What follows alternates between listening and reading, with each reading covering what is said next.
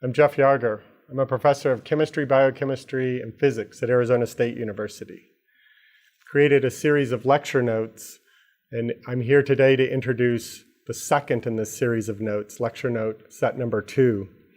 And in this lecture note series, I give a title that introduces the various topics that are covered in this one. And basically, while the first set of lecture notes introduced a lot of the concepts associated with the first law of thermodynamics, the vernacular and vocabulary used in thermodynamics, etc., this one continues on, introduces the second law, and probably one of the most important concepts in thermodynamics, which is entropy. In fact, you could summarize this entire set of lecture notes as introducing and using entropy in chemical and biochemical processes as examples of thermodynamics and its usefulness.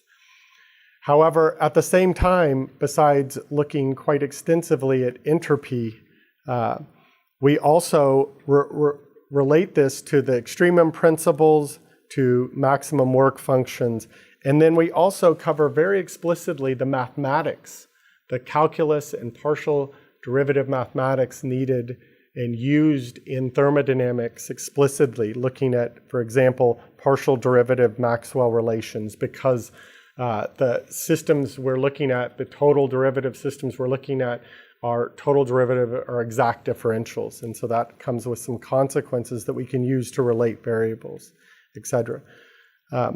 So at the end of this lecture note, hopefully you'll have a good sense for entropy and its relationship in thermodynamics. And this lecture note gives several examples of using it in both chemistry and biochemical systems. Thank you.